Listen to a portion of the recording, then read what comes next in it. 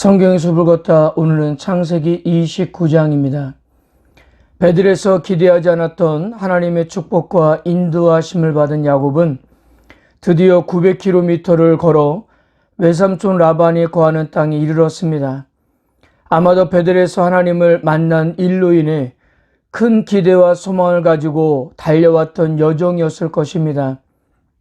비록 형 에서의 진노를 피해 걸어왔지만 동시에 결혼을 목적으로도 이곳을 찾았습니다. 그는 이곳에서 20년을 머무는 동안 자신의 목적을 달성할 뿐 아니라 큰 가정과 재물을 얻게 될 것입니다. 그러나 그 가정이 결코 순탄치만은 않았습니다. 평소에 남을 속이고 가로챈 일에 익숙해져 있던 야곱이 이곳에 머무는 동안 교활함에서 그와 버금가는 적수 라반을 만나 호되게 당하기 때문입니다. 한 신학자는 이러한 상황을 고수를 만난 야곱이 야곱질을 당했다라고 표현하기도 했습니다. 주목할 만한 것은 야곱이 하나님에서 경험하는 이런 일들이 그가 형과 아버지를 속이고 축복을 가르친 것에 대한 일종의 하나님의 징계였다는 점이에요. 하나님께서 그를 축복하기 전에 먼저 지난날의 간교함과 죄에 대한 책임을 물어서 현재 연단을 시작하고 계셨던 것입니다. 야곱이 한 달 이상의 여정을 마치고 드디어 목적지인 하란에 도착했으며 그가 제일 먼저 도착한 곳은 마을의 우물가였습니다. 오래전에 그의 할아버지 아브라함이 아버지 이삭에게 아내를 주기 위해 그가 신임했던 늙은 종을 이 지역으로 보내지 않았습니까? 그 종이 제일 먼저 도착한 곳도 바로 야곱의 어머니 리브가를 만난 이 우물이었기 때문입니다. 그러나 두 행렬은 성격상 매우 다릅니다. 아브라함의 종은 낙타 10마리의 선물을 싣고 당당하게 이 마을을 찾아왔지만 반면 야곱은 형의 진노를 피해 거짓골을 하고 이곳을 찾아왔습니다. 잠시 후에 보겠지만 이 두 방문에 대한 라반의 반응은 매우 달랐습니다. 우물에 도착한 야곱은 라반의 형편에 대한 정보를 수집했습니다. 그런데 목자들과 이야기가 끝나기도 전에 마침 라헬이 양떼를 몰고 오고 있었습니다. 더욱이 라헬이 우물을 찾을 때는 일상적으로 목동들이 우물을 찾는 시간이 아니었어요. 그녀가 우물을 찾는 시간이 아님에도 불구하고 양떼를 이끌고 우물을 찾아왔다는 것은 하나님의 섭리가 이 일을 주관하고 있음을 우리에게 보여주고 있는 것입니다. 목자들이 모여서 짐승들에게 물을 먹이는 시간이 아니었기 때문에 라헬이 도착을 했어도 돌을 움직일 생각을 하지 않았습니다. 이때 야곱은 초인적인 힘을 발휘해서 보통 장정 2-3명이 굴릴 수 있는 큰 돌을 치우고 라헬이 돌보는 양떼에게 물을 먹였습니다. 이 역시도 하나님께서 그와 함께 하시는 증거로 해석될 수 있는 부분입니다. 이러한 이유 때문에 유대인들은 그가 거인이었다는 전승을 남기기도 했습니다. 옛적에 아브라함의 종을 만난 후 리브가가 그랬던 것처럼 라헬 역시 라반에게 소식을 전했습니다. 소식을 들은 라반은 야곱에 있는 물가로 달려왔어요. 그리고 그는 야곱에게 너는 참으로 내 혈육이라고도 말했습니다. 즉 내가 너를 우리 집안의 일원으로 인정하고 받아들이겠다는 그런 의지를 표현한 것이었습니다. 그런데 모든 신학자들은 이 말을 순수하게만 받아들이지 않고 일종의 가시가 돋아있는 실망의 어투로 간주합니다. 100년 전에 그가 뛰어왔던 이유는 많은 재물 때문이었습니다. 이번에도 그런 것을 기대하며 뛰어왔는데 거지의 모습으로 그를 찾은 조카에 대한 실망이 컸던 겁니다. 이제 야곱은 이곳에서 제대로 된 임자를 만나서 된통 당하게 됩니다. 그러나 이것은 하나님께서 야곱을 전환시키기 위해 하신 일이었습니다. 그가 하나님의 섭리에 따라 당당하게 이스라엘 선조가 되려면 먼저 인격의 수양을 위한 연단을 감수했기 때문이었습니다. 야곱이 라반의 집에 거한 지 한 달이 지난 다음 라반이 그를 불렀습니다. 비록 조카이지만 어떻게 공짜로 일을 시킬 수 있겠냐 하는 거였습니다. 그 당시 관습을 보면 가족들은 결코 노동에 대한 대가를 받지 않았다고 합니다. 그래서 라반이 지금 야곱에게 삭스를 주겠다고 제안했던 것은 이제 외삼촌과 조카의 관계, 즉 가족의 관계가 아니라 고용주와 고용인의 관계로 이제 전락되는 거였습니다.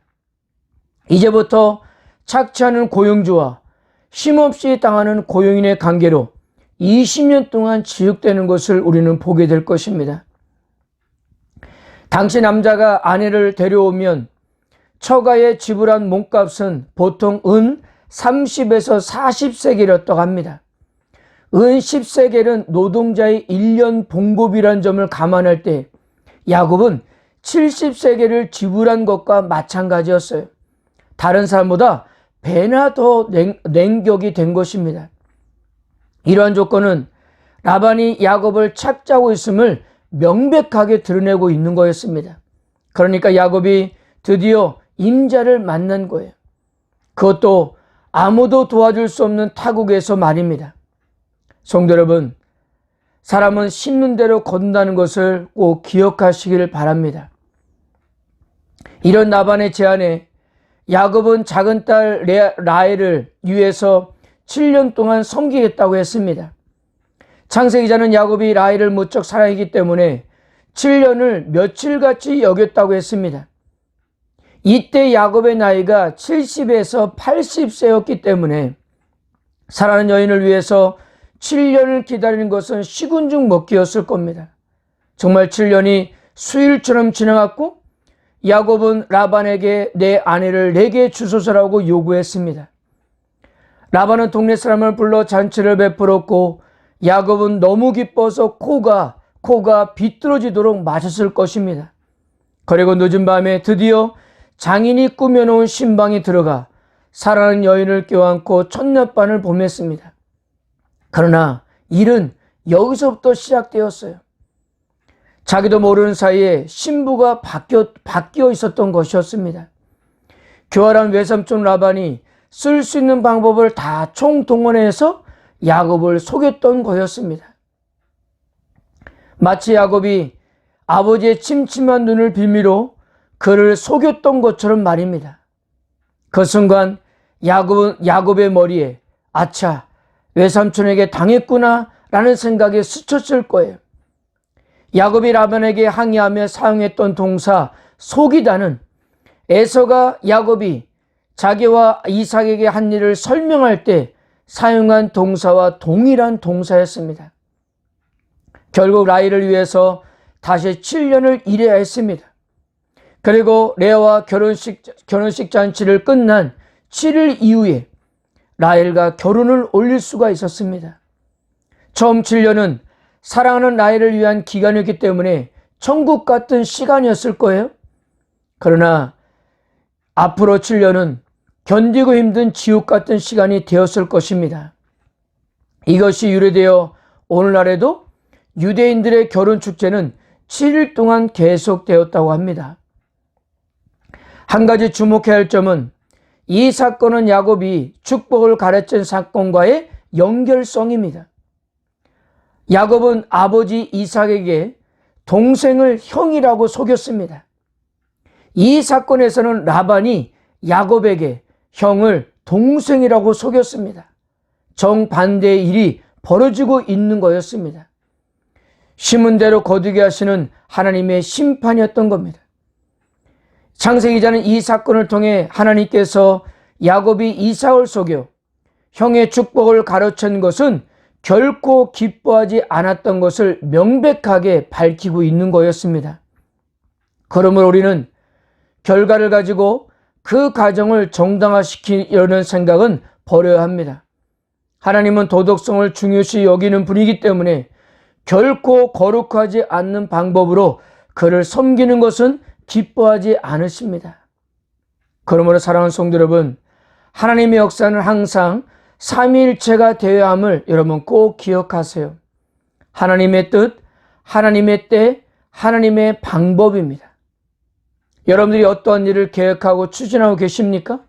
그럼 그 일에 하나님의 뜻은 무엇입니까? 그 일에 적절한 하나님의 때는요? 그리고 그 일을 위해서 할 수 있는 하나님의 방법이 무엇입니까? 하나님의 역사는 바로 여기서부터 시작되기 때문입니다. 어떤 상황이든지 이 세 가지를 구해보세요. 하나님의 역사를 좀 더 가까이에서 경험하게 될 것입니다. 하나님께서 머슴사로 시작된 야곱의 삶을 축복하셨습니다.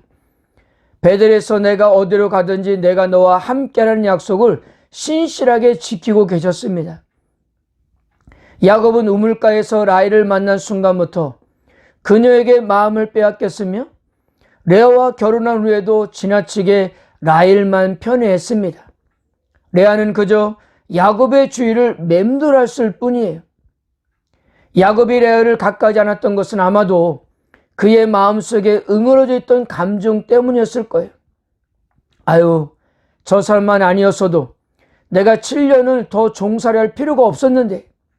그런데 하나님께서 레아가 남편의 사랑을 받지 못한 것을 안타까워하셨습니다. 사실 사랑받지 못함은 좀 약간 표현입니다. 이 단어가 사내라는 단어인데요. 그 뜻을 보면 증오하다, 가증히 여기다, 원수처럼 대접받음이라는 그런 뜻입니다. 그러니까 처음부터 야곱의 마음에 없었던 레아가 라반에게 속아서 결혼하면서 더욱더 그를 미워하고 싫어했던 것으로 보여집니다. 그래서 그녀의 마음을 여는 것 자체를 일부러 거부하고 있었던 거예요. 당시 문화에서 남편으로부터 이런 칭호를 받았던 아내는 집안의 서열과 지위에서도 다른 아내들에게 밀릴 수밖에 없었다고 합니다. 그런데 하나님께서 이렇게 천대받는 레아를 불쌍히 여기셔서 찾아와 그녀의 태를 열어주었던 겁니다. 하나님께서 그녀의 태를 열어주었다는 것은 하나님의 궁율이 남편에게 사랑받지 못한 레아를 위로하셨다는 뜻이에요. 레아는 하나님의 은혜로 첫째 루벤을 낳고 두 번째 시몬을 낳고 셋째 레이를 낳고 넷째 유다를 낳았습니다. 그리고 앞으로 2명의 아들과 딸을 출산해서 총 7명의 자녀를 낳습니다. 훗날 이스라엘을 지배하고 메시아를 탄생시킬 유다 지파의 시조와 이스라엘의 제사장인 레위 지파의 시조가 다 그녀의 자손에서 나옵니다. 이것은 남편의 사랑받지 못한 레아가 하나님으로부터 크신 위로와 축복을 받았다는 증거인 것입니다. 그녀는 아이를 낳을 때마다 남편이 자신을 사랑해 줄 것을 소망했습니다. 그러나 불행하게도 그녀의 기대는 항상 물거품이 되었어요. 야곱은 평생 그녀를 아내로 사랑하지 않았기 때문입니다. 그런데 그녀는 이런 실망과 좌절을 신앙으로 이겨내었던 것입니다. 남편에게 받지 못한 위로와 사랑을 하나님께 받았고요. 의지하고 싶지만 결코 어깨를 내주지 않았던 남편을 대신해서 하나님을 의지하며 살았습니다. 네 번째 아들인 유다를 낳고 그녀는 이제부터 오직 주님만을 찬양하겠다고 그렇게 결심합니다. 그녀가 아이들에게 주는 이름은 한결같이 여호와 하나님에 대한 그녀의 확고한 신앙을 반영하고 있었던 것입니다. 사랑하는 성도 여러분, 창세기 29장도 등장하고 있는 인물들 안에 서로 갈등하고 대립하는 모습들을 보게 됩니다. 서로 속이고 서로 경쟁합니다. 그러나 그러한 속에서도 하나님께서 뜻하신 바는 분명히 이루어지고 있다는 사실이었습니다. 앞으로도 보겠지만요, 야곱의 아내들이 서로 경쟁하면서 자녀를 낳았는데 그것이 결국 이스라엘의 12지파를 만들어내지 않습니까? 혹시라도 현재 여러분의 삶 가운데 극복해야 할 문제들이 있습니까? 사람 때문에 어려움을 당하고 상황과 여건 때문에 힘이 드십니까? 그렇다면 힘을 내십시오.